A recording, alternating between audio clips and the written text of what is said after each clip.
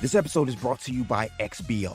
XBO is a new cryptocurrency exchange that is looking for its official representatives. That's right, if you own a Bored Ape or know someone who does, you don't want to miss this opportunity. XBO.com is currently holding an audition to find its own Bored Ape and is paying top dollar for the rights to the digital collectible. The owner of the selected Bored Ape will receive $100,000 in exchange for it being the official mascot for XBO. Even if you don't own a Bored Ape, register now because the first 10,000 registrants will get the gold tier trading rewards and the chance to win lifetime Black Diamond rewards. Visit XBO.com for more details on this opportunity. Link in the description below. $9,240,000,000.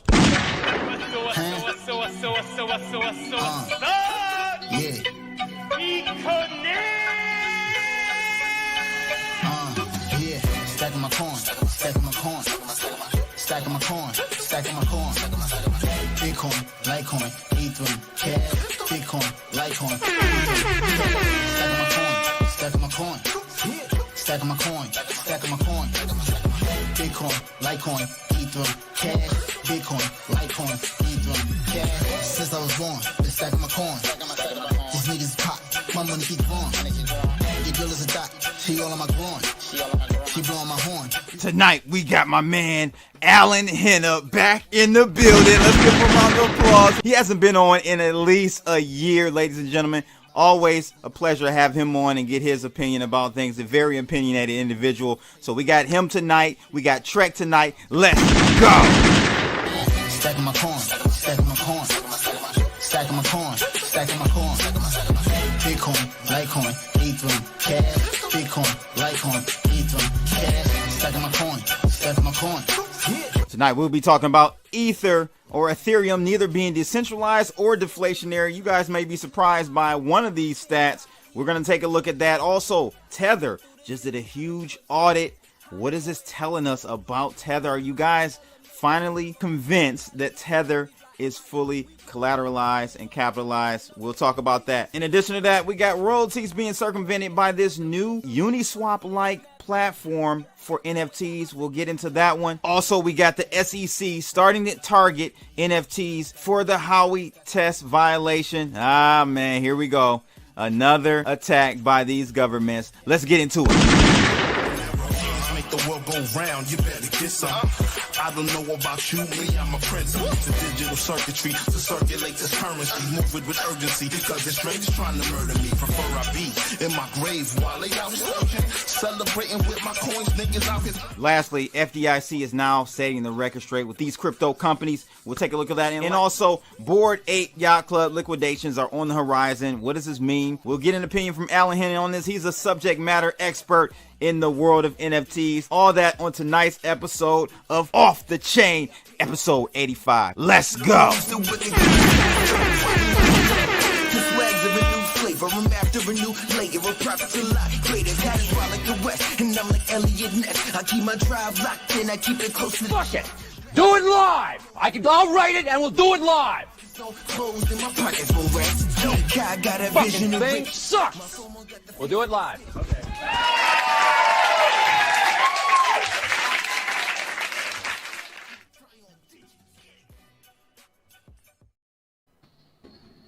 All right, ladies and gentlemen, we're doing it live. Finally got my man Alan Henna back in the building. He's been buried under NFT metaverse world. I don't know where he's been. What's going on, Alan? How are you, man? What's up, man? What's up? I've been working. That's it. So it's been 9 months. I'm sorry, I said 12. He private messages me, guys. 9 months. Sorry, man. 9 months. Almost a year. Trek, what's going on, brother? Where you traveling from? Another day, bro. Just coming down from Virginia. Well, coming back up from Virginia. Gotcha. Trek is always trekking, ladies and gentlemen. Maybe that's why he's calling himself Trek with 2 Ks. Alan Henna, you can follow on Twitter. Go follow him. He's got over 48,000 subs now at this point, followers.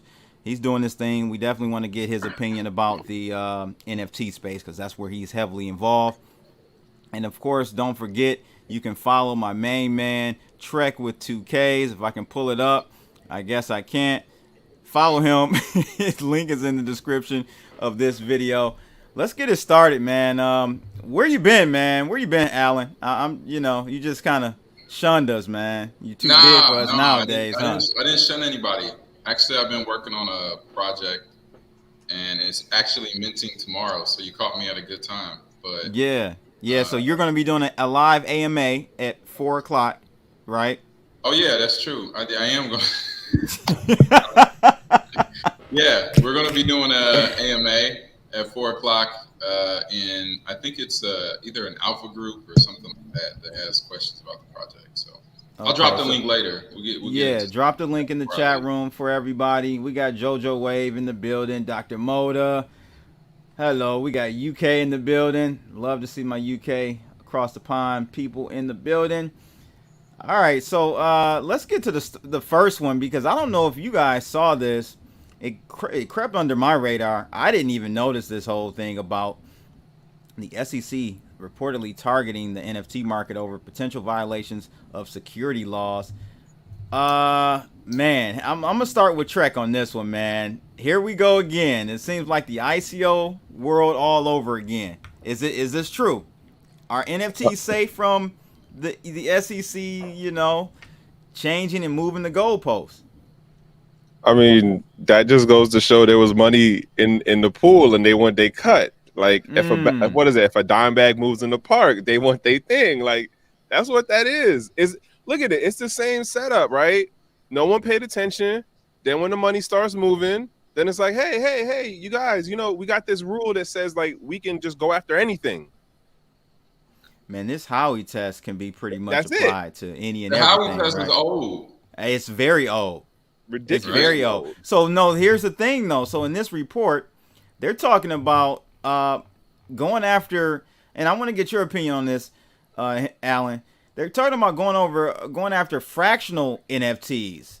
I'm not real familiar with this. I thought NFTs were whole tokens. No. And couldn't be really. So tell us about this fractionalization they're doing now. There's a couple different ways to do it. One of the main ways that it's been done is they have a site actually platform called fractional.art. Okay.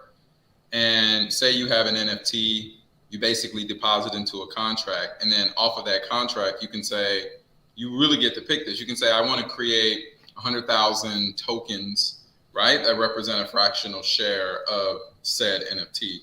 So then the NFT is locked up until you get back those tokens to be able to unlock it. So then people basically own the shares of that NFT based on those tokens.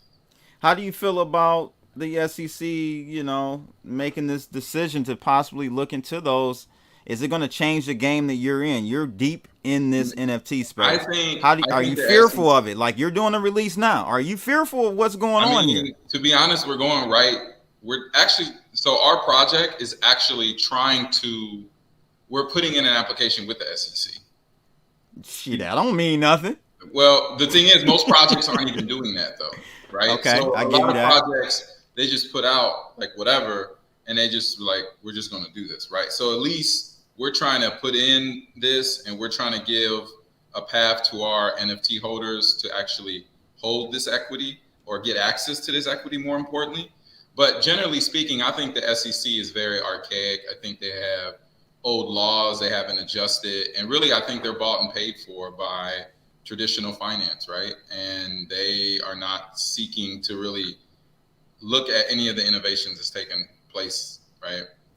So I think I see them as an antagonist in the space more than anything, right? People talk about the HOWEY test.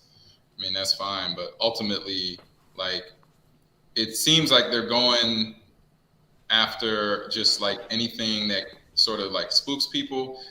I don't think they have a lot of like grounds. They haven't even been able to like close the Ripple case.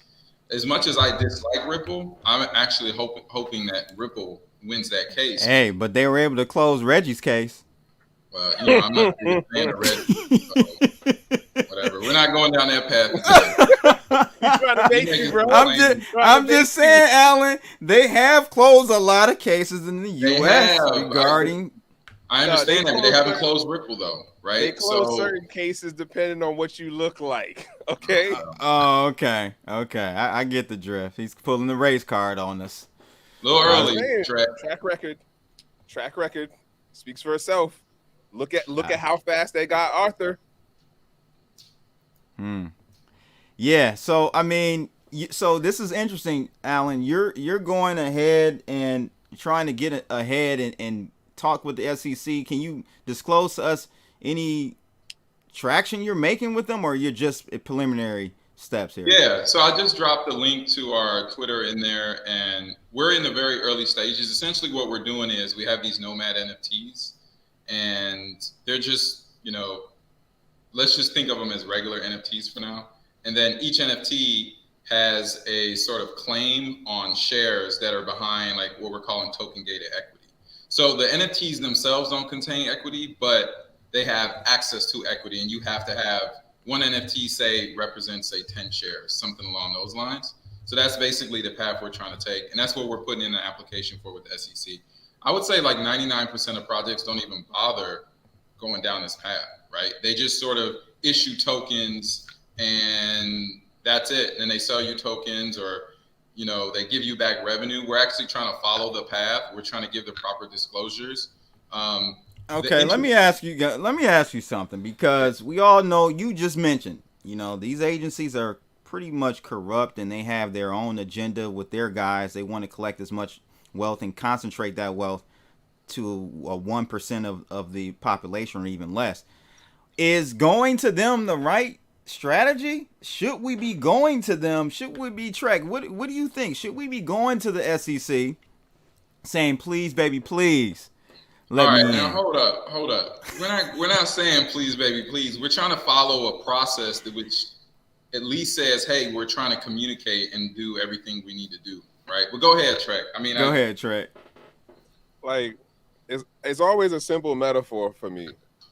The prisoner does not go to the prison warden and be like, hey, let me out. Let me get that key real quick. I'm going to be right back. Like, hey, I'm going to leave on Tuesday and I'm going to walk through this part of the prison and then cut through the gate.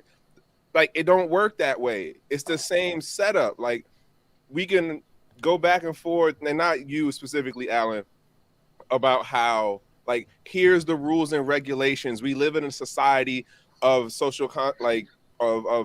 we have government and we have agencies that do things to regulate, industries. Yeah, but they also do a gate guard thing. Like, that, the track record speaks for itself. You don't let innovation happen if you violate or you are messing up what the incumbents within an industry or those who are connected to an industry are doing. You don't just let anybody willy-nilly jump in and through and like do what they want to do. It's a gate guard agency, in my opinion, for how it is like utilized. I agree, it is. But the way I look at it is this. If you're basically, at least you have something in your court that says we follow these steps, right? And no other projects have that, so that's why we took this path. Also, a lot of projects don't even bother giving you equity. They're like, oh, it's a security, so we're not going to try, right? I think that's part of why there's a general sort of negative sentiment in the space. I think a lot of people are realizing like they got these tokens, but they don't really own anything, right? Access isn't enough. And if but they do own something, though. They own a non-fungible token. They own a unique digital asset on the blockchain. Bruh, you own EOS. How great do you feel right now? Okay, I'm just that's okay, bro. Sorry, you knew it was coming. So I don't own much EOS. I own Wax, and I still don't feel good. But hey, my point is though, the networks are one thing. So nobody's going to own a network. We don't want that. But these projects, right? They make revenue in different ways. These NFT projects have secondary sales, primary sales. They make revenue from different fees they charge. If they have like a marketplace or they have some sort of other platform, right? But you don't have, and they raise money, right? So they'll have pre-seed, seed, series A, B, C, whatever. But who's investing in that? VC funds with real capital that are getting real equity. Meanwhile, they're handing you tokens on the other end to get access to stuff, but they're not actually giving you ownership to anything. Right. So you do have tokens, but tokens are more access and utility versus actual ownership. So it will be interesting to see. It will be interesting to see, and I got another question for you, but it'd be interesting to see how this Bored Ape token, this ape token pans out then, because But that's a DAO governance token that has nothing to do with Yuga. Here's an example. I'm a seed investor in Yuga, right? I have shares in Yuga. I have 0 ApeCoin, right? ApeCoin is for the DAO and everything they're trying to develop within that ecosystem. But Yuga Labs, which owns all the Bored Ape stuff, all the CryptoPunk stuff, that's where there's actual equity, right? Yeah, but what I'm saying is I'm wondering if we're going to see the SEC attack the ape coins of the world as well, because why not? I mean HOWEY Test pretty much covers everything. Yeah, I don't know if you've been following what was going on with library versus SEC and that whole case. What's that, LBRY or something? Yeah. That token? Yeah, I remember that from 2017, 2018. Yeah, so they pretty much said, hell, it doesn't matter if you initiated or you should go follow that suit too, because it may help you in your filing with the SEC. But they were just like, it doesn't matter if the actual company released the token or not. If the coin is being used, even a fraction of it for speculation, then hey, it's under securities. But see, I'm like, God, they're going after tokens that literally nobody is even using today. They're two people are cycles using back. library token. They're using it. They're using library token. Who? I mean, people of that community. People in the library. Come on, yeah. Trey. I'm not saying it's a crazy. I wouldn't even go as far as saying it's a crazy, volume or number of folks. But for the folks who are in that community space, as far as like the decentralized streaming or the privacy thing, like, yeah, that's them. On the point that I think Blood is making for this whole thing of how the SEC is moving, is more so about, if we throw enough spaghetti at the wall, we gonna get stuff to stick, and that's all they need to make the precedent. And that's the bottom line. So even for companies and like who are in your position, who are like, hey, we're gonna go first, and we're gonna go with FinCEN, we're gonna go with the SEC, we're gonna do all of the front door activity stuff. It doesn't mean that they won't turn around later on and be like, all right, well, y'all ain't on the list that we need y'all to be, so we're just gonna stop this whole operation, or just make it really costly for you to actually like grow and actually like I don't know what to say, like reach what y'all want to do, whatever that is. Sorry. I think that with the way that they're utilizing the HOWEY test, the most annoying point to me is that it's a use case argument, not a technology argument. And it's always easy to just be like, well, based on the use case of the broadest definition, we can cover anything. Yeah. That's the issue. That's the issue. Definitely go check out the library case. So I was just looking at it. It looks like one of their biggest complaints is that library was using market making. So that's usually a red flag. Once you, as a project, start adding liquidity or getting market making services, that's also like a big red flag. One of the things our attorney always told us is like, if you guys do a token, you cannot provide that liquidity, because that right there gets you in hot water. So that was like one of the, I'm not saying that library, like I'm not happy that they're getting, into these issues, but this is sort of like the SEC's basis. It's like, oh, they were doing market making, right? And for a library, right? But if you just put something out there and other people decide to market make, that's a different sort of thing. So no, like later in, I'll find the article for you, Alan. Later in the case, this was about a month ago. They showed some transcripts from the court case, and the SEC said even if you didn't issue your own token, but it was used on your platform, they're considering that still to be a security. It's the craziest thing. They literally said that in court. This whole space was shut down if that's true, because that's what I'm. That's man, like everything. I'm just saying, like, man. So that's why I'm asking, like, should we be, I'm not saying you're necessarily catering to or trying to appease them, but how do we circumvent this? Because it's nonsense. They move the goalposts. I don't think that's the answer, though. I don't think circumvention is the answer in a realm where you just don't have any real power. You definitely don't have capital power, right? It needs to get to a point where the utilization of all these networks, all these like tokens and coins, is to a point where it's large enough. I think that's the only way, that our only game plan is growing network effect that's practical, right? To where so many people are in this space doing stuff that they have to basically reassess. I don't think you can try to circumvent, because everyone's been circumventing. Okay.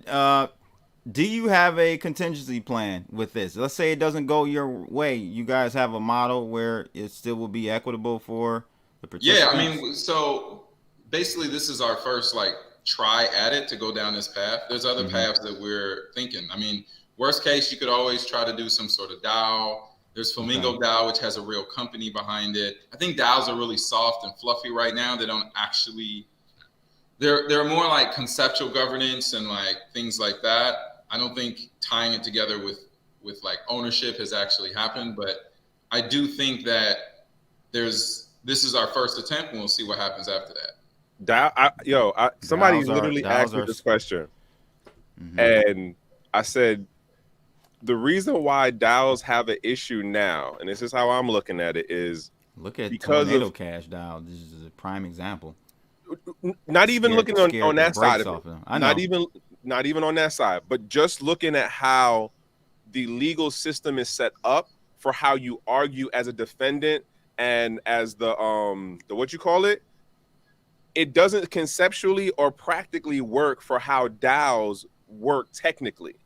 Yeah, you know what I'm saying? So like that's the thing that gets me. Somebody literally asked me that question the other day, and I was like, yeah, but it doesn't work for our legal system. They not there yet. And I would argue part of it is an intentional thing. And it might be like, it'll catch up in like 15 years to how DAOs technically work. But for right now, they're gonna just be smacking people on the financial end. And I literally just typed that to somebody in the chat. If your financial back end is still on the centralized side or still on ways that they can tap you, and even if your infrastructure, the same thing, it's either going to be your technical side or it's going to be your financial side. If it's centralized or on something where they could tap, they don't even got to go at you like directly in court. Yeah, we'll see. I want to go on.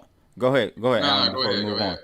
Okay, what I want to talk about next is still NFT related. This is a pretty heavy NFT related session or episode, guys, just because we got Alan in the building. He's really into this space, so I want to get his opinion, his 2 Satoshis on all of this. So look, Blockworks, SudoSwap. Are you familiar with SudoSwap and what's going on with them? How do you feel about, so let me just give a background for everyone who may not know. So SudoSwap pretty much allows people to buy and sell through an NFT liquidity pool, and they can essentially circumvent the royalty payments that may go to the creators of those NFTs.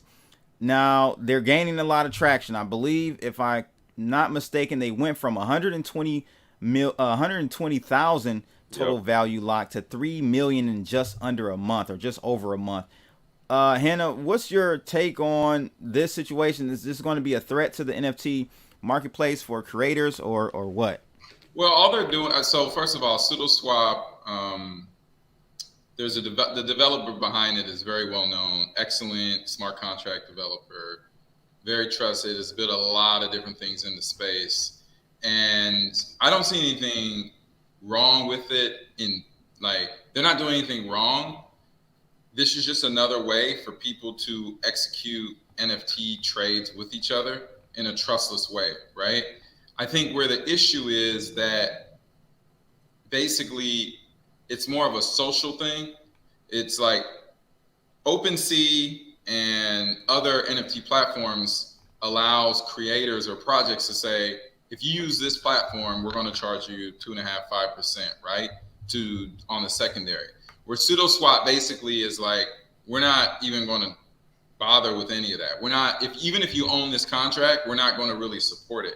You just come here and do this trustless swap. We're in the middle. It is what it is, right? So I think it's a lot of creators and a lot of like even projects, this threatens a lot of their revenue stream, right? Because if people start using this more than say OpenSea and it's trustless, right? Then why would you? So if I'm selling something for $100,000, right?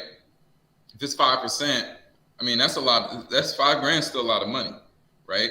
Exactly. So if people can go somewhere where, see, their fees are what? Just 5.5. 0.5. Yeah. So 0.5. if you look at it like 0.05, this, 0.5. OpenSea's 2.5. If most projects have a 5%, that's 7.5%, right? So if you're looking at 7,500 per 100,000, and you can cut that down to like 0.5%, a lot of people would just be like, well, why wouldn't I go here and use it? If they get enough users that are listing on SudoSwap, right? So that's the thing. It's not really users listing their primary. It's not their primary lease. It's the secondary market that is going to be a threat, right, for SudoSwap. So how do you think, Trek? What are your takes on this type of technology? I think it's really gaining a lot of traction, and I mean, why wouldn't it continue to progress and grow? So royalties, and X amount of folks might be mad on how I'm gonna say this.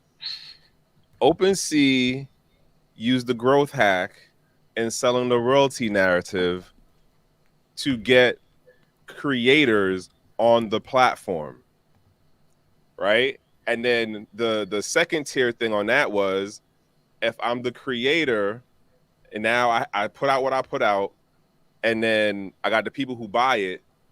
The people who buy it, they're gonna make something off it. This is that whole secondary thing. It was a growth hack. It worked.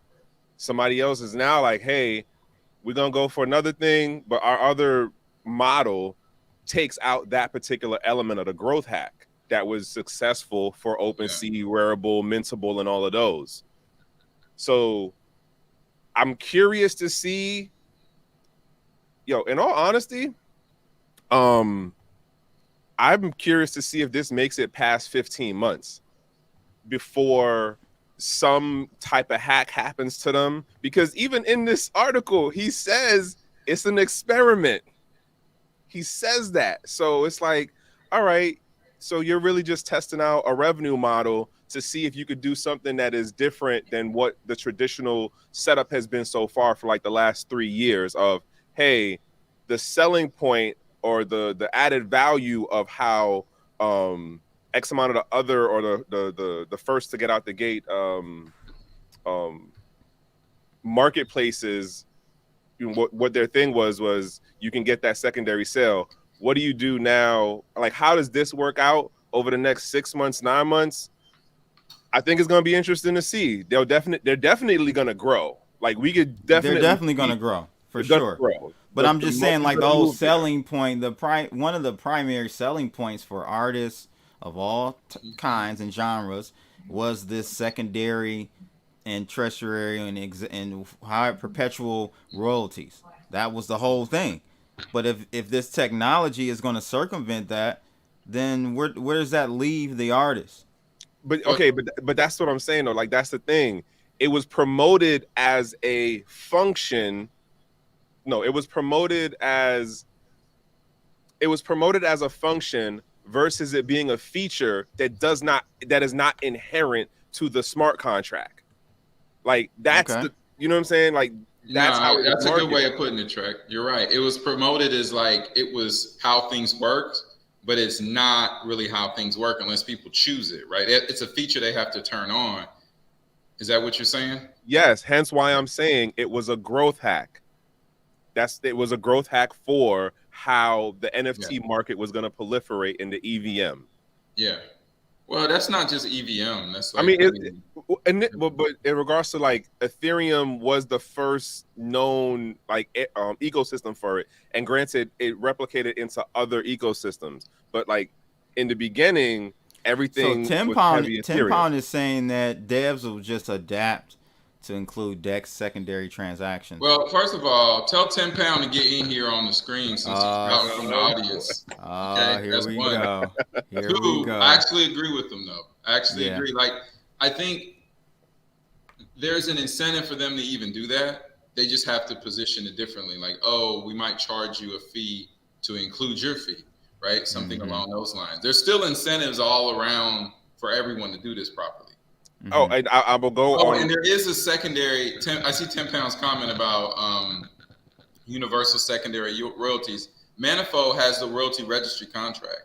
So they've already created this contract where if you own one smart contract, you can go in there and you can enter your secondary royalty percentages, and then everyone else should be pulling from that, right? It's centralized in a way, but it's trustless in that if you own a smart contract that has NFT tokens associated with it, you can go in there and set those percentages. So and ideally, everyone is pulling from there on their marketplace, whether it's OpenSea, whether it's SudoSwap, whomever. Is that so? Oh, actually, I got a question on that one then. But the other thing I want to say then, going in the same vein as far as the growth hack.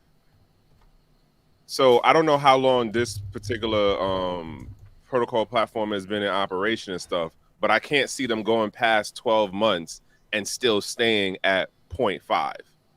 Why? This is just No. Why? Why? I see. Absolutely, Why? they can. There's no why. There's no There's no additional overhead for them, right, to continue to run the operation. I'm not saying it can't technically be Matter done. of fact, overhead is going to scale. It's going to go lower. It's going to drop. Listen, people like money.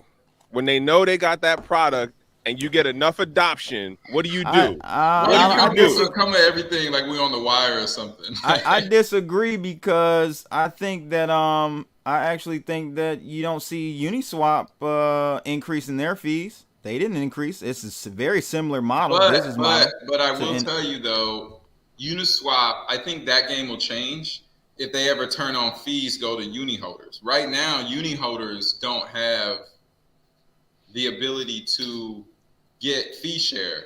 It's going to be really interesting with the governance if they turn on fee share, how that changes behaviors and what people look for and demand. I thought uni holders did. Okay, I didn't know that. No, they haven't turned on. It's actually the biggest complaint that people have with Uniswap, that they haven't turned on fees. You know why they haven't, right? Because we know that. We know why they haven't. Automatically be a security then, for sure. I know. Yeah, for sure. Automatically. I mean, in the eyes of the SEC. Yeah. You know, it is what it is. Let's go to this one. It was an interesting one. Bored Ape, man. We're starting to see. You know, I didn't know about these lending programs, these NFT lending platforms until I was in Miami last. What was that? We were down. Were you down there in Miami, Trek? Yeah. At the Decentral. Yeah. During during Art Basel. So this lending platform, it's Art Basel. Oh, you weren't? Okay. Well, anyway, we got the Bored Ape. A lot of these Bored Apes or 2.something% of Bored Apes are up for potential liquidation at this point. Really? Huh? I didn't even know so many people had deposit are leveraging. That's basically leverage, right? Whenever you deposit, pretty much, right? Yeah, I mean you're depositing and you're getting I think 30% of loan to value. Wow, so they're basically putting their collateral at risk for 30%. Yeah. Wait, but hold up though. 30% LTV. Yeah. Depending on when you got in. Nah, that's irrelevant, man.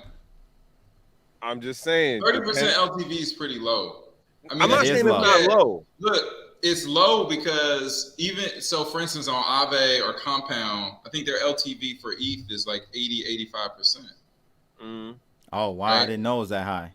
30% is pretty. I mean, and I know NFTs are less liquid, so they can't offer that high of an LTV. Right. Wouldn't. That's my assumption. I just wouldn't. I mean, it just seems like, I don't know. And then you get liquidated, and then you got to buy. It's probably not even worth the risk. Is what I'm saying. What I'm saying is anytime you're using leverage in this this is the most basic sense of leverage, right? You collateralize something, you borrow against it with that whatever percent that you can get out, and that's assuming a maximum LTV. Add in the rate, whatever you're taking that capital out for, you have to be able to grow that at a faster rate than both your risk and your interest are growing. Which for that amount of money and what's at stake with the other 70% just seems kind of like a foolish sort of setup. So I'm a little off. It is actually 40%. Is that any better? No, it doesn't really make me feel that much better. It's better for sure, but yeah. Not much. Okay, I would be curious on how old those particular Bored Apes are, like the holder of them, the current holder who did the collateralization. Because my thought process is, depending on when you got in And if you got in, let's say, at like 1,000 or 1,500, and you looking at like near 10 or more than 10 for what the dollar value is now, all right, you pulled out only 30%, but like you only dropped 500, 800, 1,000, 1,200. You know what I'm saying? But that's assuming that you were somebody that got it back then. I would imagine. I would assume not. That's what I would. I don't know why you're making that assumption. Yeah, I would assume not. Over a year. We're like almost 18 months at this point. Yeah. So how do you feel this will affect if it does happen? We're seeing a small bounce back now. Well, I think it'll cause the floor to go quick. I mean, it's only 2.5%. Yeah, it's only like 2.5% of all Bored what Apes percentage are even listed for sale? So here I put some. That's a good point. Right? That's a good point. At any given time, I've seen Bored Apes between like 13 to 20% listed, right? Mm-hmm. And if you're saying overall about 2.5 are at risk of being leveraged, I think that could actually move the floor price more than you think, right? Because it affects sort of the perception as you try to liquidate these, and just sort of these vicious cycle that could happen if you get enough of these liquidations, especially when I'm sure they're doing it in USD terms, right? Based on the price of ETH, right? So it has a floor price in ETH. As ETH goes down, they're borrowing essentially USDC more than likely. Even if it's an ETH, is based on the ETH price in USDC. I think it's like a compounded sort of risk profile. Yeah, so in the article, it kind of talks about, basically it is an illiquid market. So, lenders will be left underwater if no one buys the NFTs and they slip below the value of the interest accruing debt. Yep. So they're going to just do a fire sale at that point. But I guess my question is, so Bored Apes, what's the floor now? I mean, it has dropped what? It's by like, I looked earlier, it was like 64. So has it dropped? It was at what? At its height? I mean, at the all-time high, maybe like 134. So interesting. Are you? Have you followed the whole Bored Ape neo-Nazi stuff? Yeah, I have. How do you feel about that? I'll put it like this, and I say that even as someone who holds shares in Yuga. Mm-hmm. There's too much there for it to be a coincidence in my book. Exactly. I'm glad you. There's no way I can look at that objectively and be like, there's no way I can be there, look at that objectively and say, yeah, these things just happen. No, like, come on, man, we know better. I'm just saying. My thing is this, like, just admit that it's troll behavior. Like if you right. There you go. Listen, we know 4chan, right? We know 4chan culture. We know, like, if you've been to 4chan, you know what that is, right? Right. So just if they would have just admitted that from jump, then I think it would have been like a different way to go about it, right? But because now it's like all this, I'm like, I watched that one documentary and I'm like, come on, man.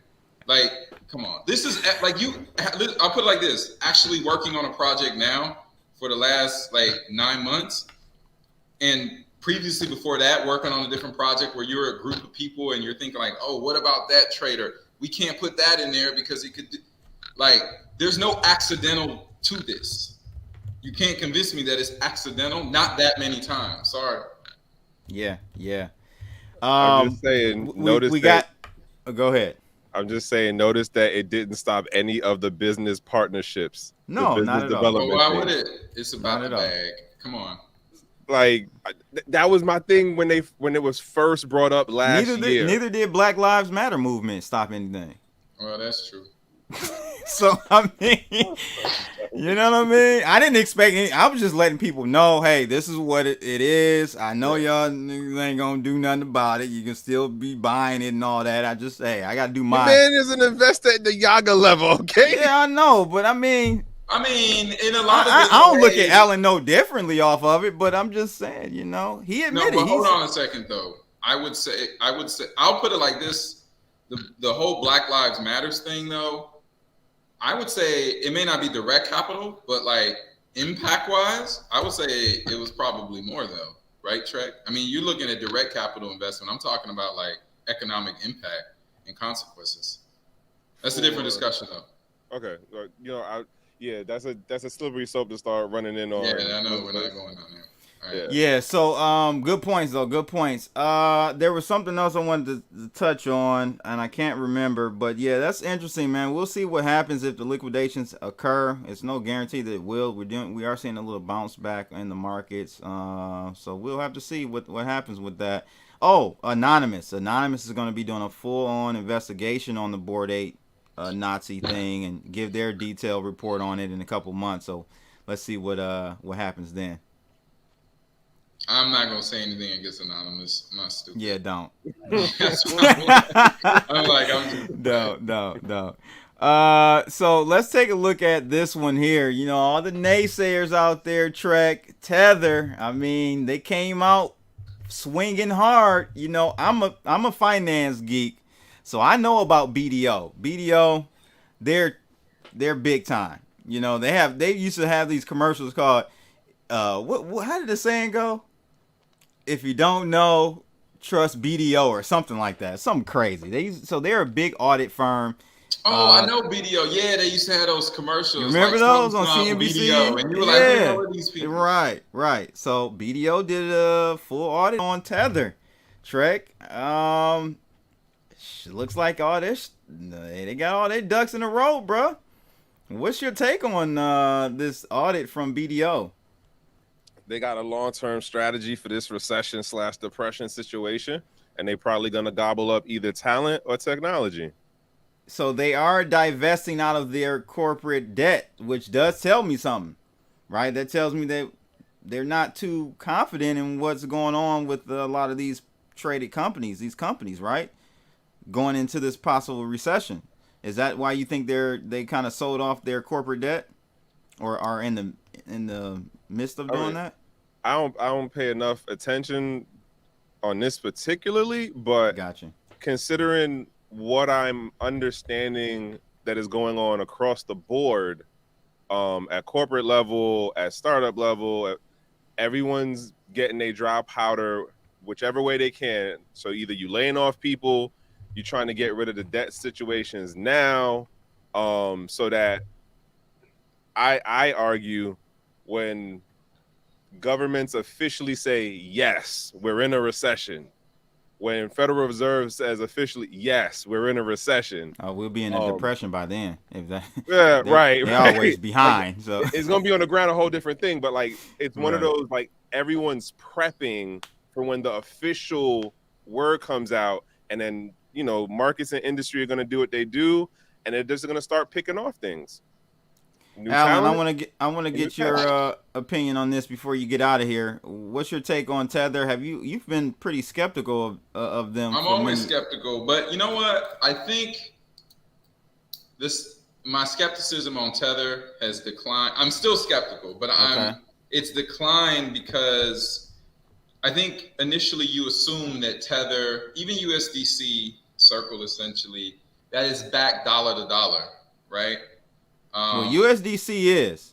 No, it's not actually. It's not backed dollar to dollar. It's backed with dollars and treasuries, right? Right, treasuries, but that's M2, whatever. That's close to dollars. I understand, but my point is that all Tether is saying is that we have some dollars, we have some other collateral, which has some sort of risk associated with it, and we're giving it, once again, some sort of LTV. You give me something that I assess has a value of, say, 100,000. I'll give you 30% LTV on it. You can borrow up to 30,000 in USDT, something like that. And once you really understand how the euro dollar banking system works, which is literally that model, right? It's just collateralized debt, which they issue dollars from, right? Once you understand that whole system and realize that that's like trillions and trillions, you can see how USDT, which is really the same thing with like corporate debt and other forms of like debt or other collateral. But so they're divesting out of the corporate debt, though. Their plan is to be at zero very soon. And that's probably better for them because they get more credibility that way. So I'm still skeptical, but what I'm saying is that model, once I learn more about the euro dollar banking system, and even the fact that I get that the US treasuries are as good as dollars, but basically it's not a dollar to dollar match. It's a dollars plus other collateral match, right? So that changed my perspective on both USDC and USDT. Bruh man from the fifth floor. There we go. Bruh man from the fifth floor. Fellas, I can't hear you. look like You brother can't man hear from me the either. fifth Brother floor, right? man from the fifth floor. He looked like he just woke up. Right. Where your piano at, 10 pound? Throw Where the the piano. guitar at? Where the guitar at? Bro, what did you just wake up out of the metaverse, bro? What is going on? Then he be at different locations. I Every know, time. man. This guy is a vagabond. All right, so Tim, Alan, I appreciate you coming Yeah, I on. gotta get out of I got to here. get you on next time for a longer session. But guys, go follow Alan. Check Please, out. I got one request. Yep. Please follow the .earth account. I don't know if there's a way you can share it in the stream or whatever, or just show it on there. I would appreciate it. We're minting tomorrow. Any questions, join our Discord or DM me and ask what we're doing, what we're building. Okay? Cool. All right, appreciate it, man. Real All quick, right. just want to say congrats, 10 bro. pound. I don't know what you say, Trek? I said congrats, man. Thank you. We'll see how it goes. This- All right, 10. Since I don't know what he's doing, looks like he's just picking up pennies. Look at him. And you guys going about right now. Yo, I want to say this. I wanna Picking up pennies.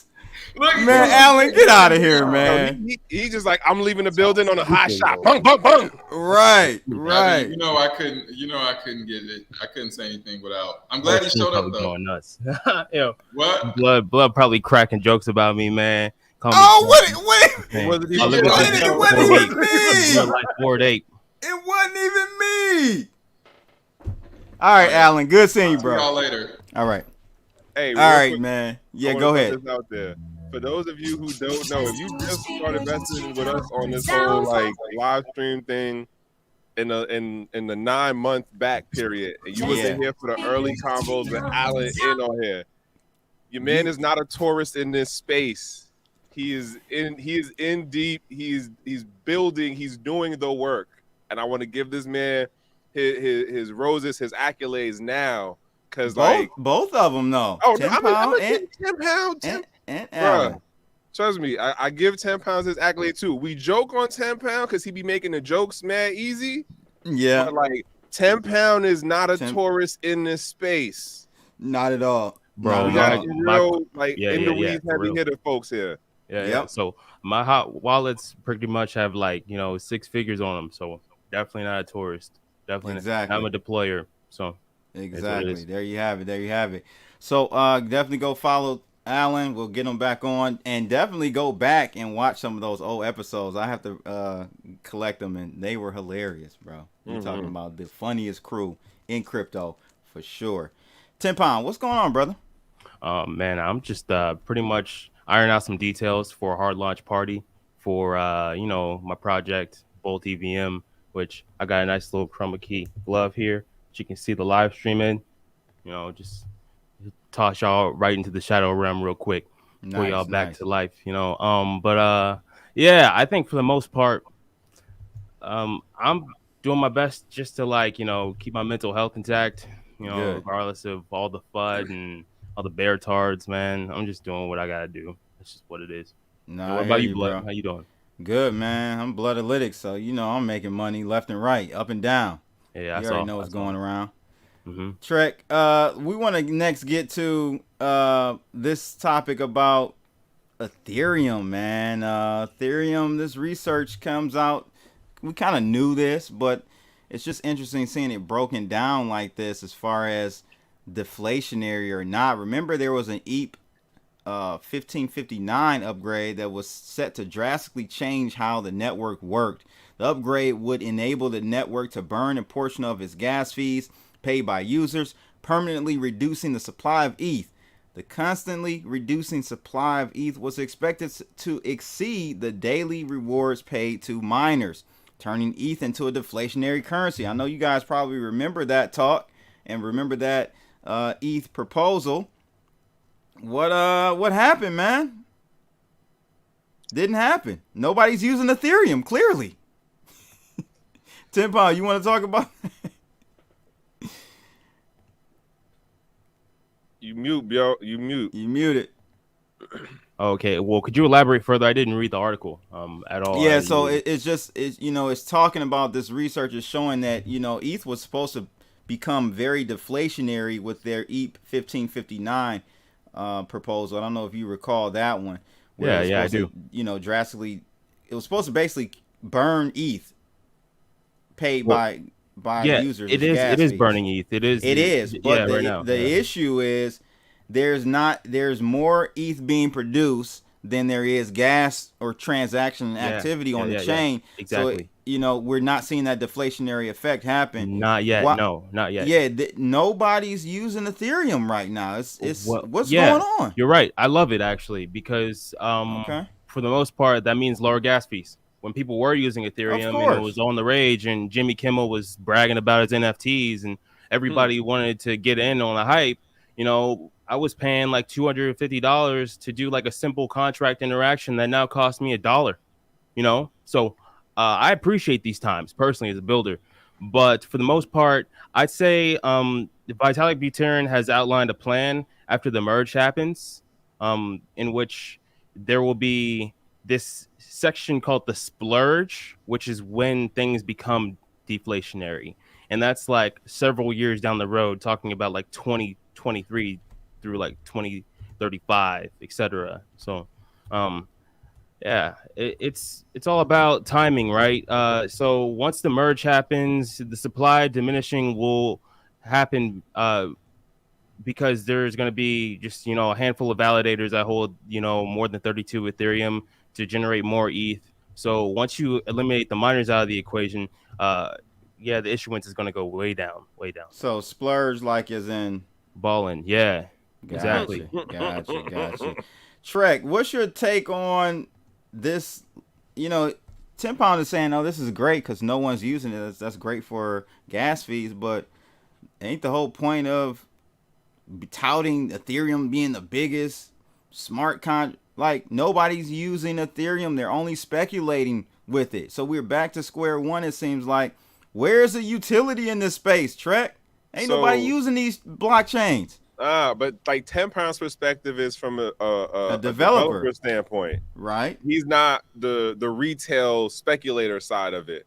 I think for most people on that retail level side of it, this goes over their head. Like it only, I mean, it's all marketing bullshit, people. It's all marketing bullshit. Yep. Like the idea is to present the confident front. Why? Because there is definitely a lot of money on the back end that is looking to get the technology to proliferate, and they're going through their experimentations of, all right, well, how do we work out these models? But we can't tell y'all it's going to be a whole, like, how people talk about the road to mass adoption. I call it the cobblestone road to mass adoption, like that 1800 joint where it's like horse shit all over the place. That's what this is. That's what this is. But nobody wants to call it that because it doesn't sell. It doesn't get the adoption. It doesn't sound pretty. Everyone wants to have it be really nice and sweet and like, oh, I'm just cruising. No, you're not. It's not that. It's not going to be that. But to 10 Pound's point, I agree. Like if you on that dev side of it, oh, this is great. And but what are you deving for? You're deving for an empty audience. Nah, it's not empty at all. It's not. You're deving for an empty audience. It's anywhere near but empty because there are literally like billions upon billions of transactions happening all the time. You can look at the mempool for yourself right now. Go to txstreet.com and you'll see everybody in line looking to broadcast at a lower gas fee. Like literally, like. It clearly can't be that many if the average GUI has been around 20 and 30 for the last 2 months. So basically they're saying the Ethereum network would need to see an average gas price of about 130 GUI.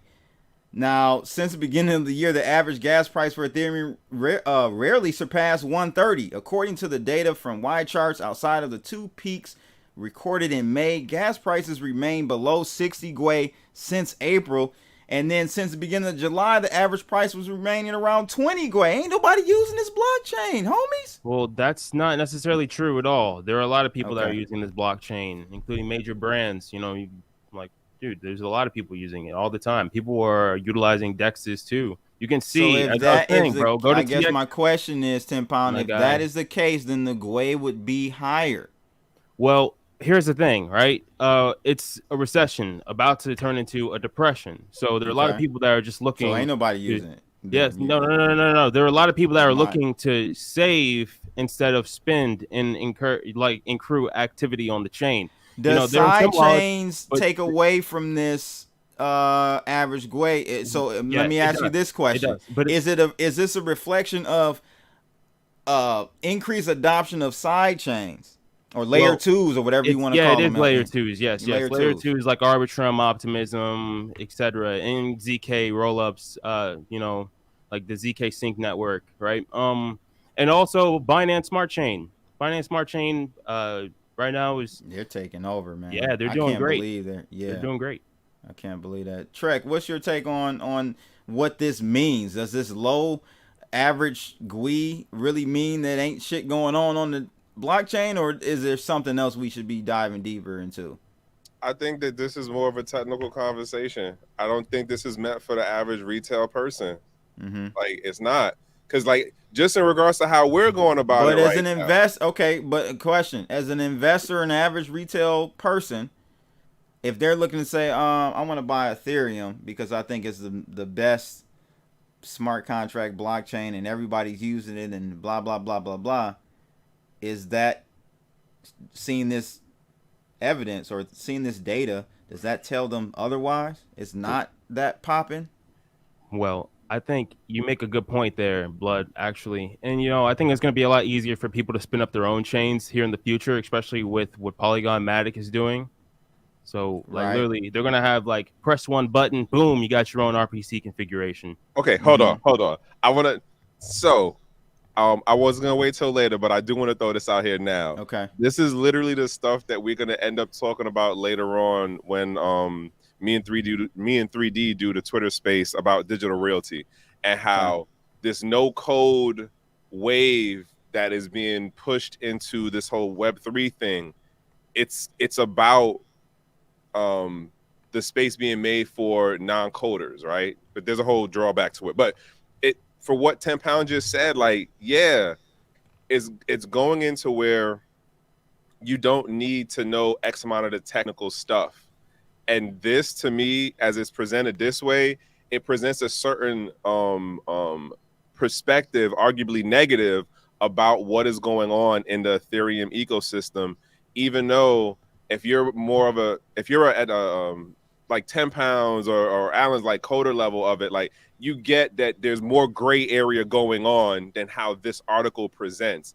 It's not necessarily targeted at retail level, but it's trying to make it sound like there's more potential issue in the price, in the USD price point value, because the activity isn't equal to, like, oh, you're not seeing certain levels of transactions like in the heyday. So price is not being reflective of usage, is being reflective of speculation.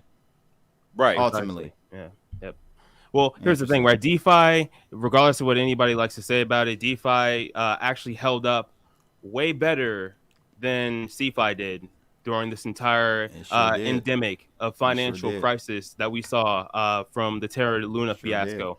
Now, mind you, there were a few dApps that did get caught in the crossfire and ultimately were taken down and had their tokens delisted and lost liquidity.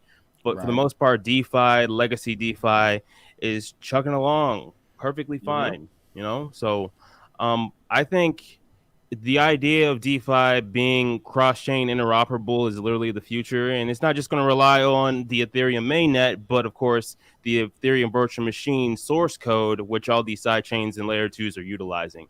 So there's a lot of activity germinating towards, just segregated communities, really, where people have likewise mentality and intention. That's just how it is. I hear you, man. So one other stat this article covers is not only is they're saying Ethereum not decentral or deflationary, but it's also not decentralized. But this, I thought, was going at the angle of how many nodes, Ethereum nodes, are running on a cloud server or service like AWS, which I talked about this earlier this week, they're not even talking about that type of decentralization. They're talking about, I guess, the concentration of the supply of Ethereum. So 85% of Ethereum supply is held by entities with 100 ETH or more, and around 30% of its supply lies in the hands of entities with over 100,000 ETH. So we got a concentration of wealth problem here. Trek. I mean, and the reason I even bring this up in this article is interesting because we're moving to proof of stake. So those people right now, it really doesn't matter because we're in a proof of work environment, right? But when those individuals move over to proof of stake, now that means a whole bunch different. When I hold a big bag of Ethereum, I can dictate a little bit more. So the real question is, when you start looking at those addresses and who is it identified with, and when you start following the transaction history to see where the 100+ K amounts originated from, I've heard certain points made about how certain Wall Street companies and big name investors, one name in particular, what's his name? Andre, what the hell is his name? Horowitz, that dude. I've heard his name mentioned in a number of things for how he has influenced where large sums of ETH goes. And so I would argue there was a strategy game being played out probably before 2018 or 2019, and where it's like, all right, this proof of work thing is going to be something for sure, that we need to start positioning now. And Interesting. Interesting take.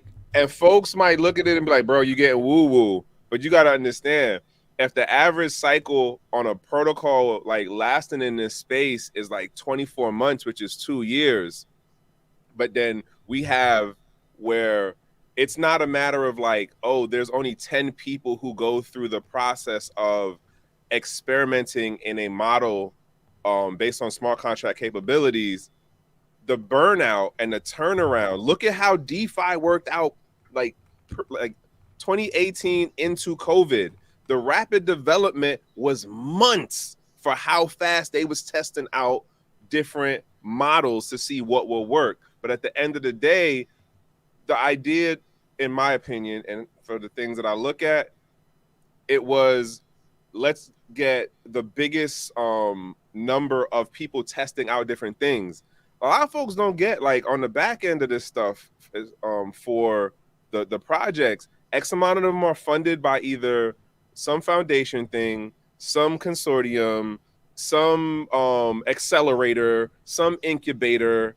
And when you have not just like 10 going on, but you have, let's say, closer to 100 going on, you figure out real quick what protocols and what things work, what revenue models will generate enough and have enough stability. But at the end of the day, it's about rapid development that's pushing us into, at least with the EVM side of it, the proof of stake thing. I would argue the game was kind of rigged a while ago. But that's just me, though. That's a good point. Never thought of it from that perspective. All right, guys, we got 28 likes. Let's get those thumbs up. Please, let's get them thumbs up. Smash those like booties and get the algo cracking. So, the next thing I want to talk to you about. So before I even go to that, yeah, I mean, I feel you. And this could be something that they've been planning on for a while. What else is not mentioned in this article, which I just talked about at the beginning as we segued into this, was the fact that on another note, Ethereum's not decentralized because of the number of nodes that are on a cloud service like AWS. I think 56% of all Ethereum nodes run on AWS. It's a problem. So, like, that's technically speaking, though, it's a problem. That could be, well, I mean, it wouldn't be a quote 51% attack in regards to like how it's technically it's supposed to work. But if you look at it from the standpoint of if you took out 51% of the nodes just off of like, yo, cut off the AWS. Exactly. We saw what the Treasury Department, the old FAC, Bruh. what they did to Tornado. They could clearly just put a sanction out and said we don't think this is going to happen. But you gotta, I mean, these are the types of things where you're talking about blockchain being resilient, anti-fragile, all these buzzwords that people like to tout about blockchain and decentralization.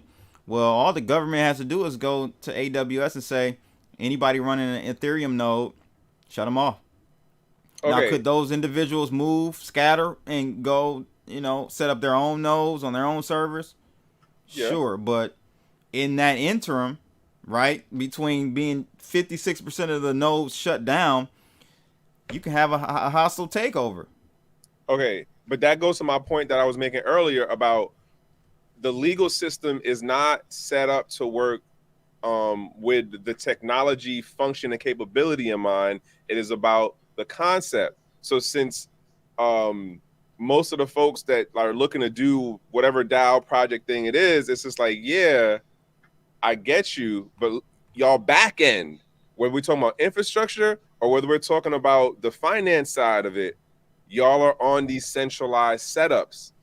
And the government doesn't necessarily have to come directly at you to be able to, get you to bend the knee or make sure you're aware you can't operate the way you quote want to. Mm-hmm. Yeah, true. Just a quick public service announcement for all my YouTube members.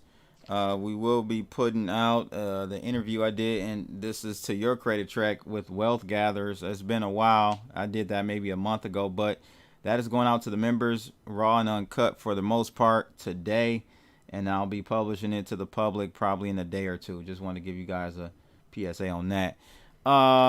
Next article, Trek, man, FDIC issues cease and desist orders to 5 companies, including FTX US Exchange.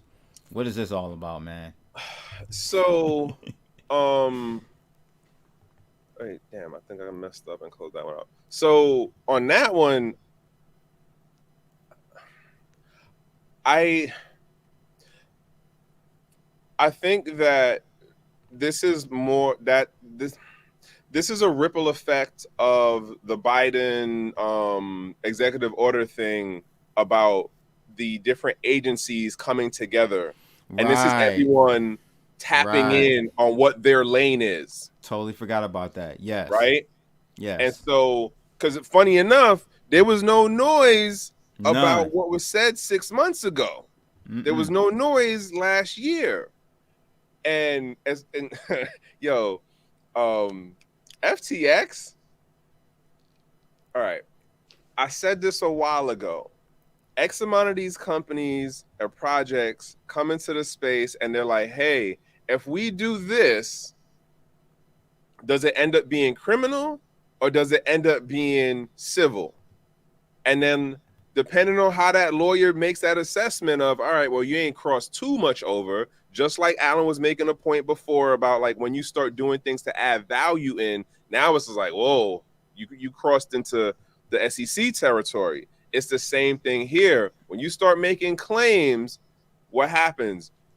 You make as much claims or whatever as you want, or you make that confusing language, which I would argue they had, like, some of these companies had to run their stuff by the compliance people, the lawyer teams, and they had to be like, you might be tapping or you might be coming up to the line, and then it's like, well, what do we do if we cross the line or if the agency says that we crossed a line? Is it a money thing, or who goes to jail? I always said lawyers are the biggest crooks, and in the case of Alan Henna, I wish him the best. But boy, is he barking up a tree that I don't think I don't see that being a winning battle for him going that route, man. Especially it's not a battle though, but that is the strategy. Like I get it as far as the type of, at least from what I understand, and I'm not saying I dug in the weeds on his stuff, but if you're talking about, hey, I want to be a successful business within this operational environment, jurisdictionally speaking of how the US works, it is a strategy. Now, whether that strategy has sustainability, that's a whole different story, because they're looking at what they think is going on right now and how it will play out 5 years, 10 years down the road. It's a strategy. Hopefully it works out for them to a degree, but if it doesn't, like, you know, at least they can then adjust and start a new business or do a rebrand or come up with a different model and change strategy. Like, it's not the end of the world if the SEC comes down and be like, all right, well, your company can't do blah, blah, blah anymore. Case in point. It's not the end of the world. No, if they're well funded, absolutely not. But look at how much resources would be if that were the case, were diverted from actual development. Like the lawyer costs alone hundreds of thousands of dollars. If not, could approach even $1 million or more, 7 figures. So it's like, if they have to pivot at the end of the day, I don't know, man. It's just, I just feel like with this technology, we can leverage it in a way where we don't even have to go ask for permission. We can, but again, it still goes back to the point, bro. And this is the thing that I think, I'm gonna say this, and I don't want y'all to go back and be like, yo, I mean, I'm not big in the space like that, but don't go back and be like, yo, Reggie, it's some dude in shades hating on you. It's not that. He Trek. No, I mean, Reggie. Like, I do way too much promoting and have enough conversations with Reggie for what I'm saying to be taken this way. Right. What I think for how Reggie makes his argument is he understands the current operational environment of how these various agencies operate. In ignorance, whether you're talking about intentionally or by design, of the technical features of this technology and how the communities and how the industry has grown over the years. And with that, I think that there are other entities such as the companies named in this like cease and desist thing with FDIC that understand the same thing. It's a use case thing, but there's certain benefits to, hey, you guys only look at it this way. We'll do what we do until you either catch us or we know to stop because we hit a wall. That's what I think is going on. I also think that what was the other thing? That FDIC, like most folks don't get, it only takes one bank to knock out the whole FDIC budget. Yep. And then on top of it, as far as like, let's say Wells Fargo went under. We're not even saying Wells Fargo is the size of like Bank of America, right? But if Wells Fargo went under, it would take the whole FDIC budget, right? And then on top of it, and then some. Oh yeah, for sure. But the implied thought here is that the government treasury would just, so really these banks are backed by the treasury because they're not going to let a contagious event occur if Wells Fargo failed. They would just print enough money what they would do is issue new treasury bonds into the open market. People will buy it, they take that money and then just bail out everybody else. But my other thing to that though is if the bank went under, it isn't the regular account holder who is anywhere in the top 3 to 5 people who get their money back or are made whole financially. Mm-hmm. Like me as a regular bank account holder at a traditional bank, I am one of the lowest people on the totem pole. And then the other part is you don't even get it back in the equivalent asset. And then now add in a crypto institution to that. what the hell does that mean? Do you get it Right. back in a stable coin? Do you get it back in an NFT? Get it back in blood. Do you get it back in a metaverse plot? Like, what does that even mean? Bruh, like, these are the questions that are going to have to be asked or at least paid more attention to in this decade. But for right now, like, I think that this was a ripple effect from Biden's thing. And I think there might be something on the horizon for some of these more known platforms. I think the lawyer team on FTX is too big to not have seen. Not to harp on Allen and his what he's doing, but it would be hilarious if he ends up getting smacked by the SEC and he talked all that smack about Reggie. Because here's the thing, Reggie preemptively, he went ahead and submitted things and tried to work with the SEC. Now, this was granted 2017-18, well before he was making all the changes. That's what he a lot was of trying to folks don't work get. with them. So that's He what was I'm making saying. all Like, the is changes. working with them and, you know, brown nosing them really gonna do you anything, especially for a black man? Like I don't said, know. if you look at the track record, they moved way faster on certain people than they did other people. And then some people just paid their fine and just went on about their life. No second glance back. They on whole new projects right now. We didn't really go into detail about what this article is all about, but essentially the FDIC sent out cease and desist letters to 5 companies, including crypto exchange FTX. They also sent it out to cryptonews.com, cryptosec or sec.info, smartasset.com, and FDICcrypto.com. How fitting.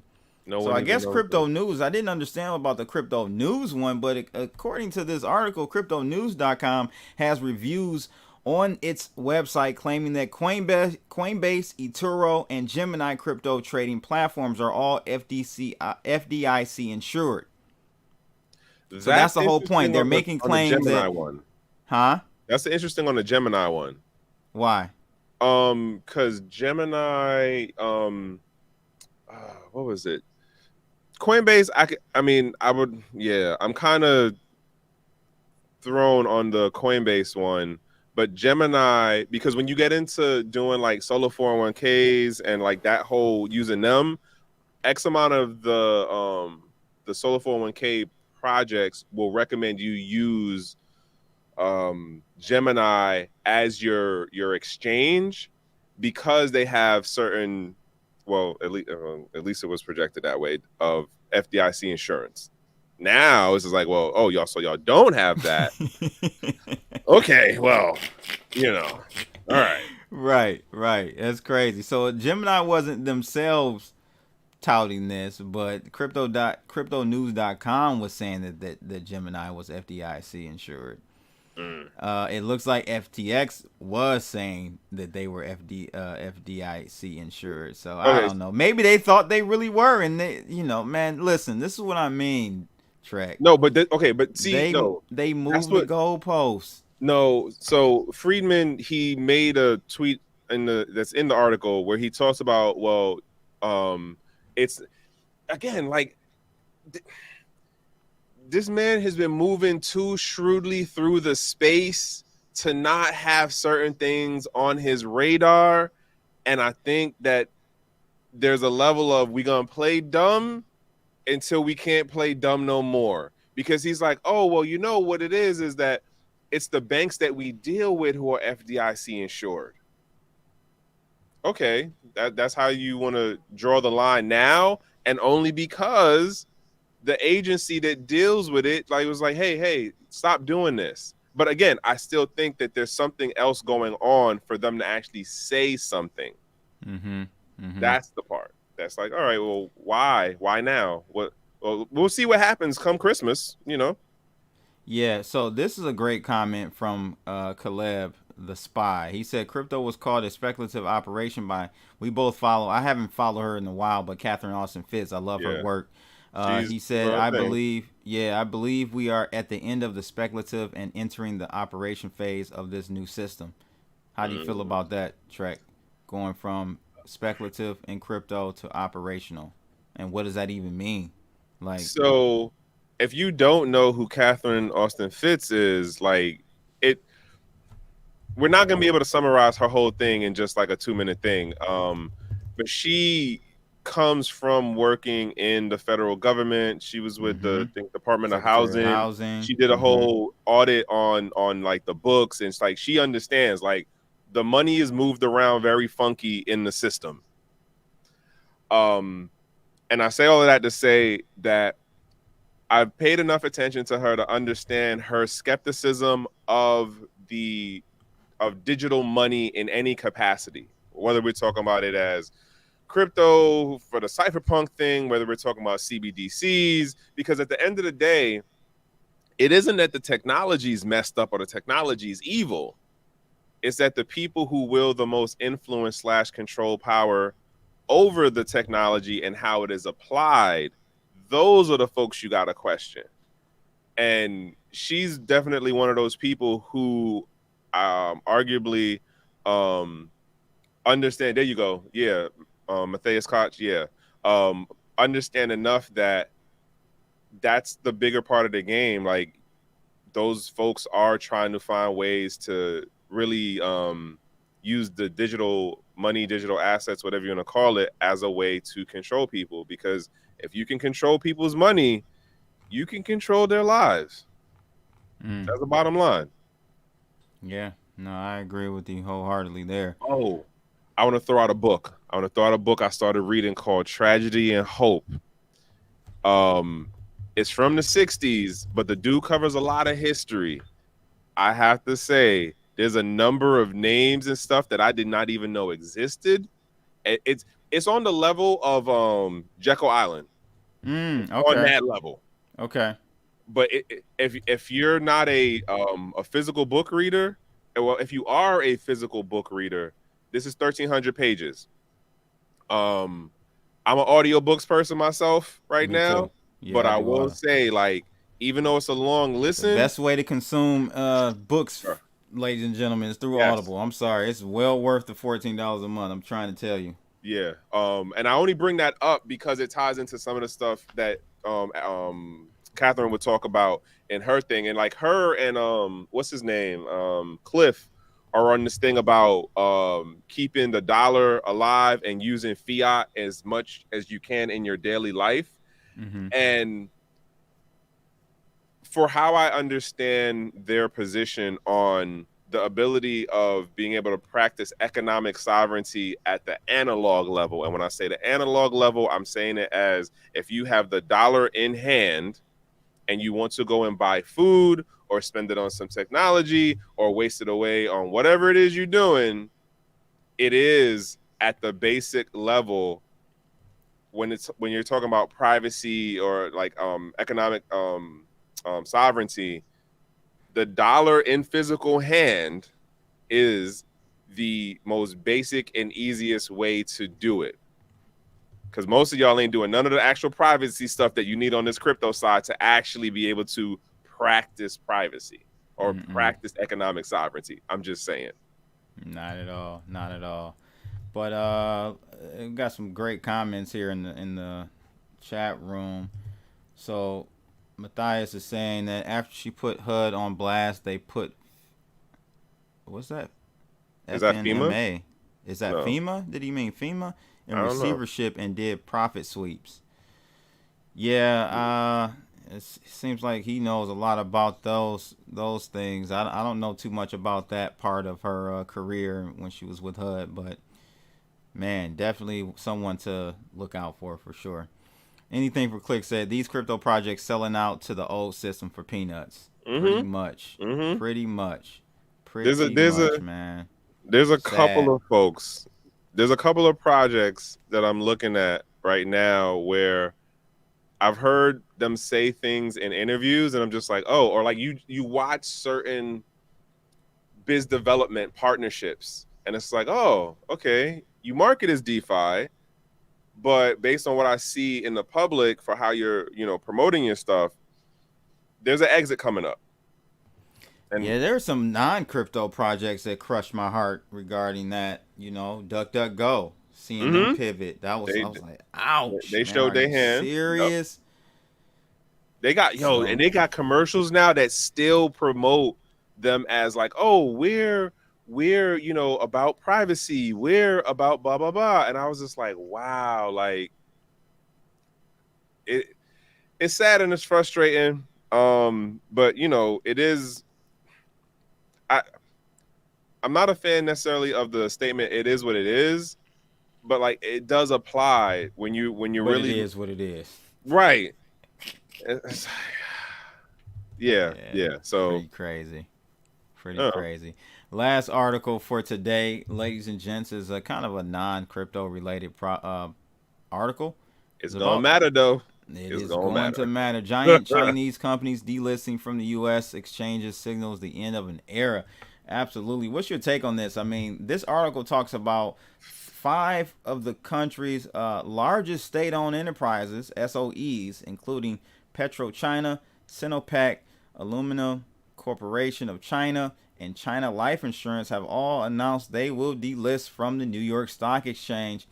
This is some under the radar type stuff. What's going on in the back end? You think we got some financial warfare going on between China and us? So, all right. I don't know about China Life Insurance. I don't know exactly what they do, but now that I don't know about Sinopec. Is that related to oil?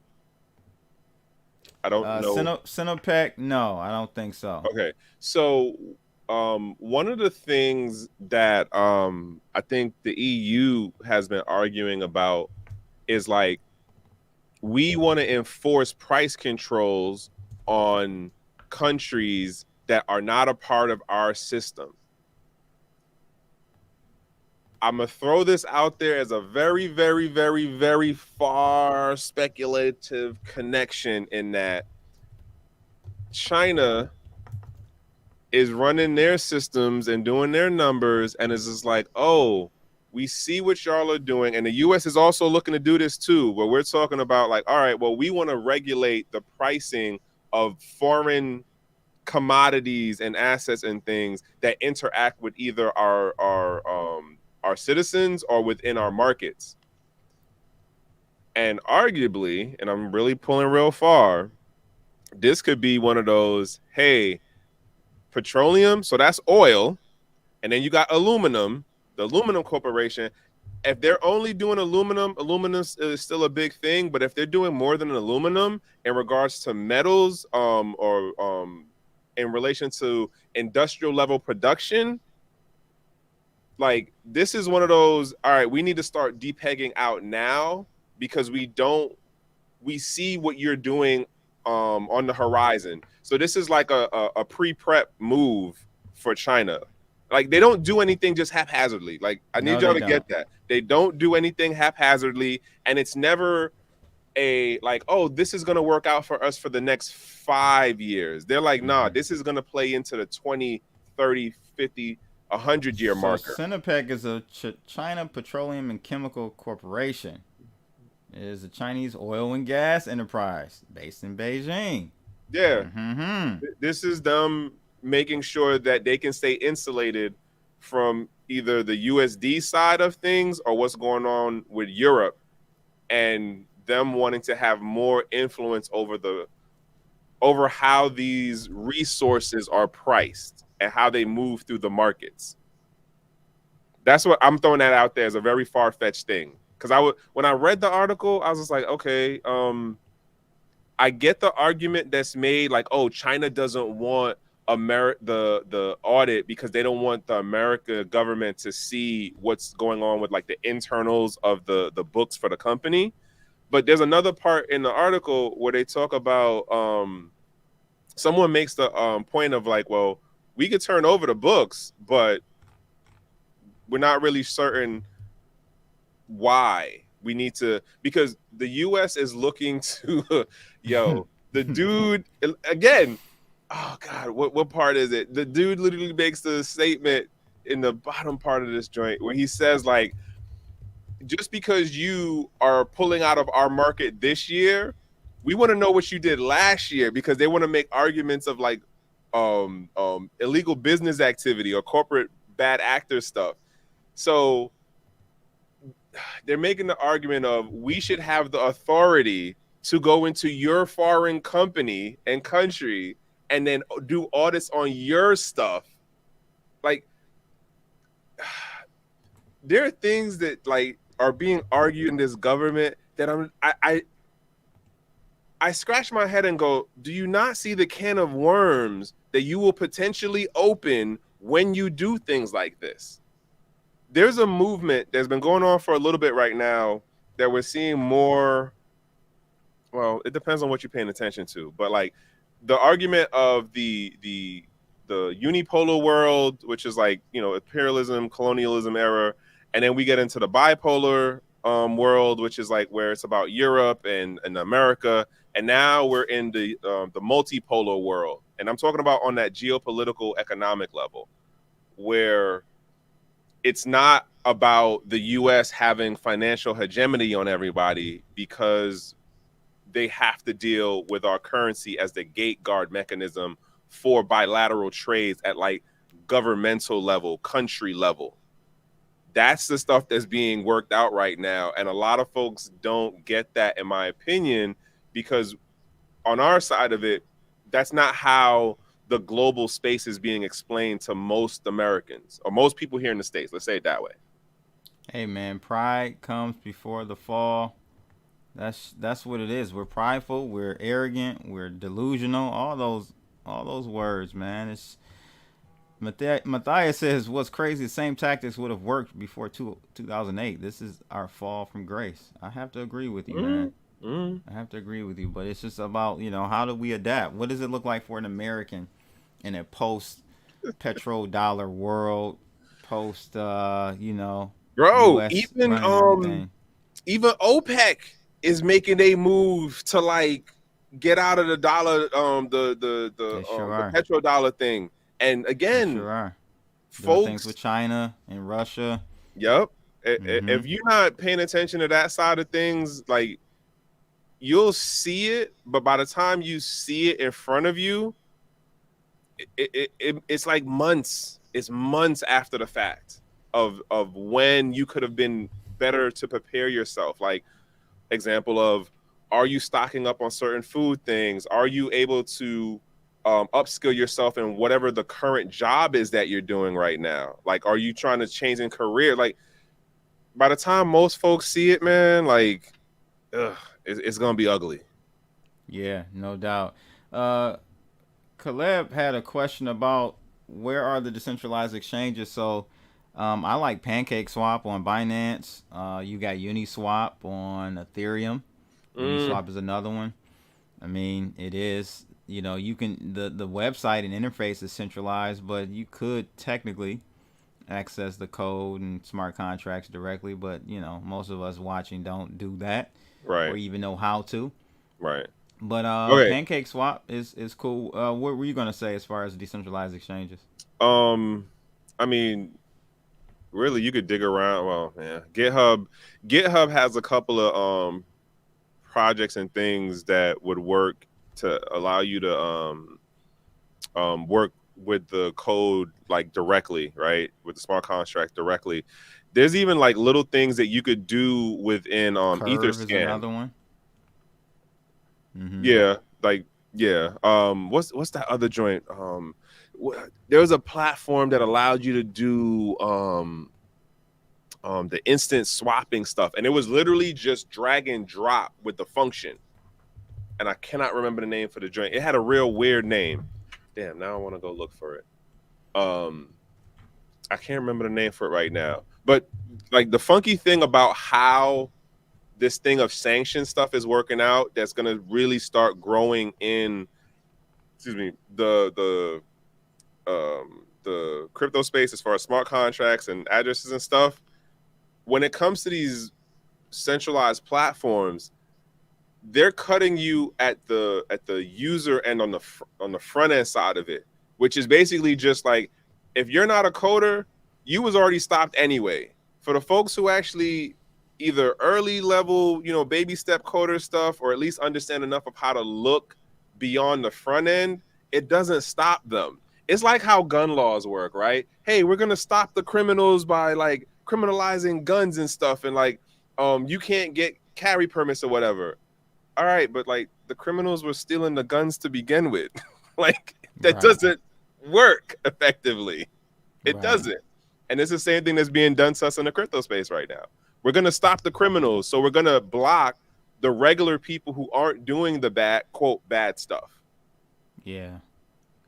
Yeah, it's going to be interesting, man. Well, where do you think like crypto plays into this? Because that's kind of the reason I got into crypto, was seeing '08 happen, seeing, you know, the chink in the armor, you know, the emperor had no clothes, emperor being us. That kind of woke me up. And, you know, when I found crypto, I was like, this is a way out. This is an escape route. How does crypto play into this transition? I don't think it's going to happen overnight, though. I think it's finally actually starting. You have people like Peter Schiff for the last decade saying it was going to happen, and it hasn't. I think he's finally going to be right. He's starting to be right now. And a lot of those other death of the dollar people out there, you know, they're starting to be right now because it's actually happening now. But I would say another 5 to 10 years it would take for that to actually happen, in my opinion. As Trek disappears into My bad. Hold ether. on. How do you think, you can still speak on it, but how do you feel like crypto plays into this? Okay, so all right, come on. Yeah. Damn. So my thought on that is that and it's funny because this goes into, what are we doing? It's not doing it.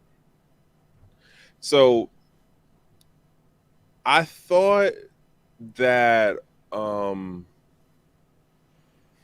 do I say this? I think that for the timeline we got in, I don't think we really understood how the transition would play out. Like what I was saying about like the cobblestone road to mass adoption, it's full of shit. But I don't think we really understood that in the 2016, 2014, even the 2009 period, right? Now, then there's the other part of like the bigger thing of how empires build, how economic systems flourish, how they evolve and they mature, right? Based on technology and adoption. And one of the things that I kind of took away from at least where I'm at so far in the book, Tragedy and Hope, is that technology, when it develops in pockets, sometimes even though it might develop in one place faster or earlier than another place, it doesn't mean that the place that got it first is going to be like the quote winner. And I look at this thing as far as blockchain and crypto and the internet as a bigger thing. And it's like, well, it isn't that we're having it in the same siloism pocket thing. It's in across the board. Wherever you got internet, hey, we trying to work this thing out. And I don't know how that plays out in the modern age. Because that book, Tragedy and Hope, the dude wrote it in the 60s. And it took him like 15 or something years to even do the research on it. And there was no concept of the internet, of international communications, of the way that we have the banking system now, right? Or how, even for the things that he talks about with governments and the concept of like oligarchies and all of that, it wasn't even on the radar for what he was talking about back then. So I think in the bigger picture, I say all of this to say, the technology is here. The technology isn't going anywhere.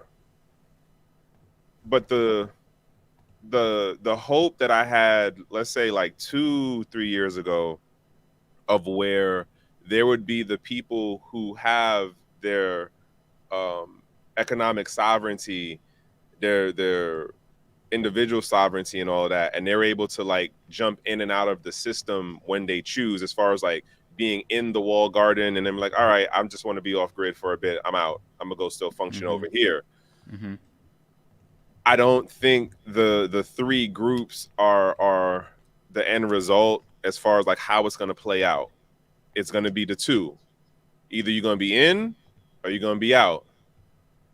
And from how I see things now, for how they make things like that financial burden for you to follow, quote, the bigger rules and agenda, like, look at it this way. I'll give you an example of something. Easy Pass. Easy Pass, if you have it for the local area that you're in, is half the price of when you don't have Easy Pass. It isn't that it actually costs that much for them to, you know, send you a ticket or for you to be able to just go to the toll booth and give the person the $6. No, that's that financial nudging of like, we're gonna make it difficult for you to be out of the system. And I don't know, man, like, wow, Matthias makes an excellent. I agree with him wholeheartedly with this one. Which one was it? Pin this, screenshot this one, ladies and gentlemen. He is spot on right here. Crypto will never defy the laws of nature. There's never been an economic sovereignty. Always been the haves and have-nots. Middle class was an industrial age phenomenon. Facts. This is very true. Facts. Oh my God, that is like the realest statement I've heard this week. The realest statement I've heard this week. That is interesting. And I have to agree with him, man. I gotta find that one. Yeah, so okay, here's the question then. Would you not say that the upper class or that the ruling class, can it be argued that they had economic sovereignty?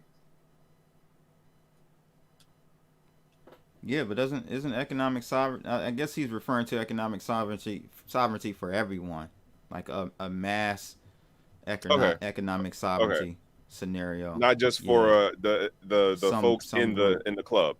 Yeah, no, yeah, Okay. He's referring to everyone, you know. Yeah.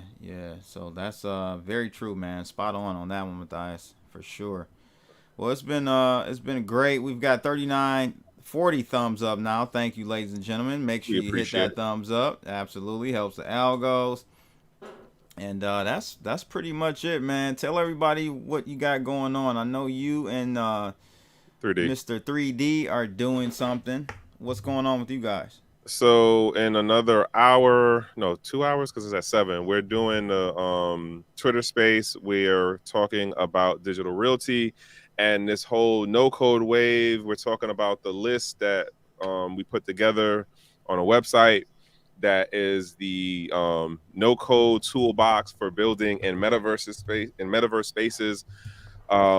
And we're also talking and / promoting the webinar that we're doing at the end of the month, which is August 30th, where we are talking about how, in more basic intro, the webinar is really for the folks who hear about this metaverse thing, they hear about NFT stuff, but they don't code and they don't trade. And so we're breaking down some of the opportunities that can be utilized in these metaverse spaces. If you're not a trader, if you're not a coder, not saying we can guarantee that you're going to be balling, because heaven knows if we can guarantee that, like, we'd be in a whole different situation ourselves. But the idea that there are these options out here, and we're basically giving people the hold in your hand info of how you can move through these metaverse spaces, whether they be blockchain based or not. And believe it or not, there are actually non-blockchain based metaverses. Interesting. That is going to be the future for sure. I think for corporate entities, or if they are blockchains, they're centralized blockchains. Oh yeah, you know, what Meta is doing. Yeah, and so it also goes to the point of what Tenpine was saying earlier, like with the thing of building your own EVMs or like virtual machine environments. Like, it's going to be a click of a button, a drag and drop. But I argue that that's more in line with the thing that I was saying about these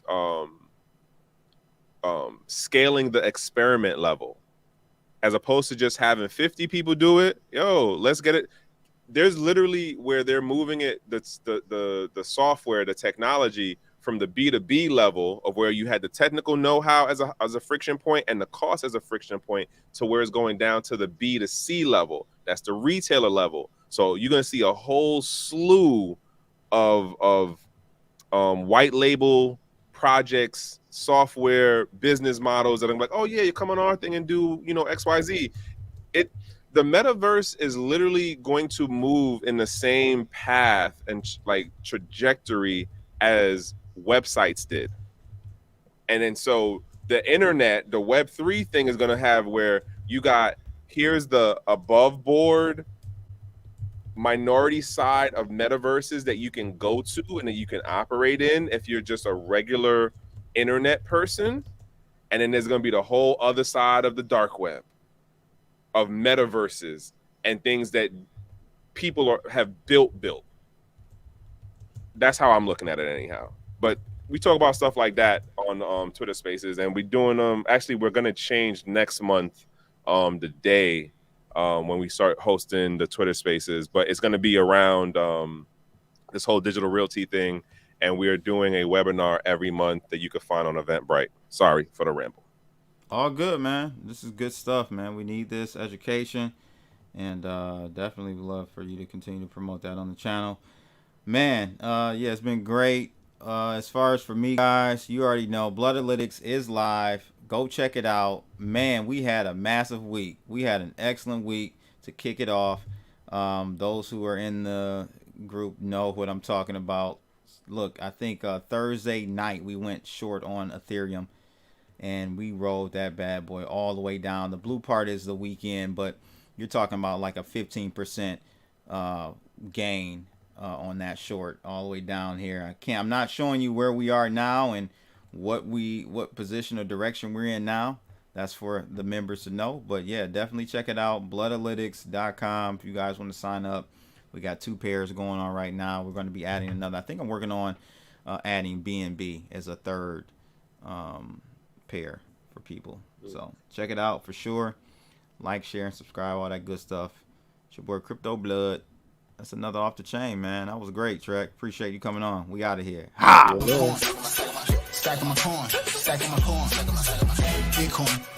All right, guys. There you have it. Another episode under our belt. Make sure you guys go follow Alan Henna on Twitter and also Trek with 2 Ks. And don't forget to follow CBTV.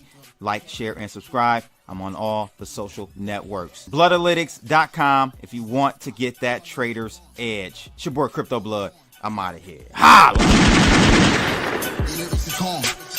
I'm getting this money, it never get born. I'm loading my strap, they calling law.